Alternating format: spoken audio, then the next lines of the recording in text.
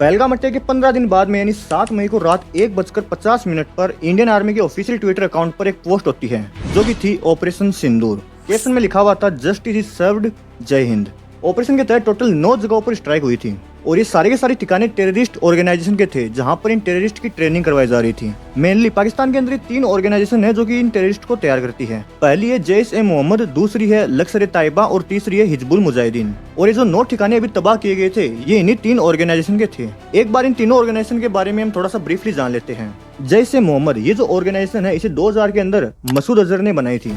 इसकी पूरी ideology Islamist है और इसका एक ही एम है कि कश्मीर को किसी भी तरह से पाकिस्तान के अंदर मर्ज करना है। 2001 के अंदर इंडिया पार्लियामेंट अटैक, 2016 में पठानकोट एयरबेस अटैक और 2019 में पुलवामा अटैक भी इसी ऑर्गेनाइजेशन ने करवाया था। दूसरी है लश्कर-ए-तैयबा जिसे 1987 में हफीज सईद ने बनाई थी। इसकी आइडियोलॉजी भी सेम है और इसका एम है कि पूरे साउथ एशिया को इस्लामिक रूल के अंडर लाना है। 2001 में इंडिया पार्लियामेंट अटैक, 2008 में मुंबई अटैक और अभी जो पहलगाम अटैक हुआ है उसे शुरुआत में TRF यानी द रेजिस्टेंस फ्रंट ये भी एक मिलिटेंट ग्रुप है जिसने हमले की जिम्मेदारी ली थी, लेकिन बाद में उन्होंने इससे नकार दिया। अथॉरिटीज का मानना है कि ये ग्रुप लश्कर-ए-तैयबा का एक नया रूप है। तीसरी है हिजबुल मुजाहिदीन और इसे 1989 में मोहम्मद एहसन दर ने बनाई थी। इसकी भी सेम आइडियोलॉजी है और इसका भी सेम एम है कि कश्मीर को पाकिस्तान के अंदर किसी भी तरह से मर्ज करना है। अभी जिन 9 जगहों पर स्ट्राइक हुई है इनमें से 4 हेडक्वार्टर जैश-ए-मोहम्मद, 3 लश्कर-ए-तैयबा और 2 हिजबुल मुजाहिदीन के थे। एक स्टेटमेंट के अंदर जैश-ए-मोहम्मद के चीफ मसूद अजहर ने कहा कि भावलपुर में जो जैश-ए-मोहम्मद का हेडक्वार्टर था उसकी स्ट्राइक के अंदर उसके 10 फैमिली मेंबर्स की जान चली गई है। इसके बाद में वो मोदी जी को भी टारगेट करते हैं और उन्हें कहते हैं कि इस जुल्म ने सारे जाब्ते तोड़ दिए हैं, अब कोई रहम की उम्मीद ना रखे। हमला रात को हुआ था तो सुबह इंडियन आर्मी द्वारा प्रेस कॉन्फ्रेंस जारी किया गया था। इंडिया ने अपने रेस्पॉन्स को फोकस्ड, मेजर्ड और नॉन एस्केलेटरी बताया। ये भी क्लियरली कहा गया कि पाकिस्तानी मिलिट्री बेस को टारगेट नहीं किया गया था। इंडियन आर्म फोर्स ने यह भी रिपीट किया कि अगर इंडिया के मिलिट्री टारगेट पर कोई भी अटैक होता है तो उसका सूटेबल जवाब पाकिस्तान को दिया जाएगा। 7-8 मई की रात के बीच पाकिस्तान ने नॉर्थर्न और वेस्टर्न इंडिया के कई मिलिट्री टारगेट जैसे अवंतीपुरा, श्रीनगर, जम्मू, पठानकोट, अमृतसर, कपूरथला, जलंधर, लुधियाना, उधमपुर, बठिंडा, चंडीगढ़, नाल और भुज इन जगहों पर ड्रोन्स और मिसाइल से टारगेट करने की कोशिश की थी, लेकिन इंडिया के इंटीग्रेटेड काउंटर UAS ग्रिड और एयर डिफेंस सिस्टम ने सभी अटैक्स को न्यूट्रलाइज कर दिया।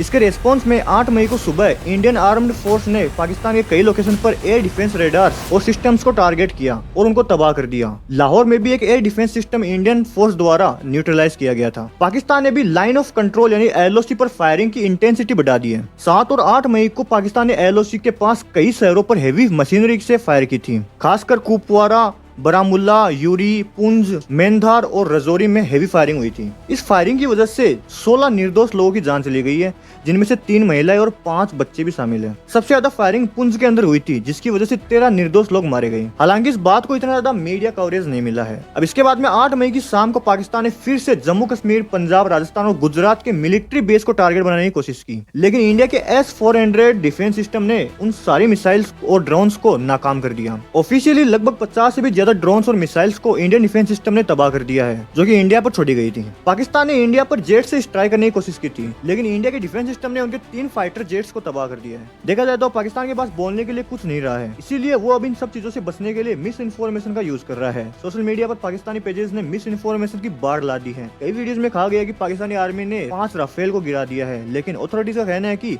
उन्होंने तो राफेल का यूज तक नहीं किया है। इसी प्रकार पाकिस्तानी आर्मी के ऑफिशियल्स का कहना है कि उन्होंने इंडियन सोल्जर को बंदी बना लिया है, लेकिन इंडियन ऑफिशियल्स का कहना है कि कोई भी सोल्जर पाकिस्तान में बंदी नहीं है। उल्टा इंडिया में जो फाइटर जेट तबाह हुए थे उनके पायलट जरूर इंडियन आर्मी के पास है। देखो पाकिस्तान पहले से ही बहुत ज्यादा कर्जे में है, लेकिन अब 2 ही दिन के अंदर पाकिस्तान को इतना ज्यादा लॉस हुआ है कि उनके फाइनेंस मिनिस्टर इंटरनेशनली बैंक से लोन की भीख मांग रहे हैं। कमाल की बात है कि जब ये स्ट्राइक इंडिया ने पाकिस्तान के ऊपर की थी तो पाकिस्तान के आधे हिस्से के लोग इसका जश्न मना रहे थे। पाकिस्तान खुद अपने अंदर आधा बटा हुआ है तो वो इंडिया को तो क्या ही तोड़ेगा। पाकिस्तान को इस वार में सपोर्ट करने के लिए चाइना आगे आ सकता है और कुछ अरबी कंट्रीज भी आ सकती है, लेकिन इंडिया के साथ में USA, रशिया और इजराइल जैसे देश हैं जिनके पास सबसे बड़ी मिलिट्री और सबसे तगड़ा डिफेंसिव सिस्टम है। तो इस वार में हार जाना ये तो कोई तुक ही नहीं है। फिलहाल इस वार की वजह से इंडिया के अंदर IPL 2025 को सस्पेंड कर दिया गया है। आगे और क्या होता है ये अपडेट रखने के लिए चैनल को सब्सक्राइब कर लेना। And that's it today video.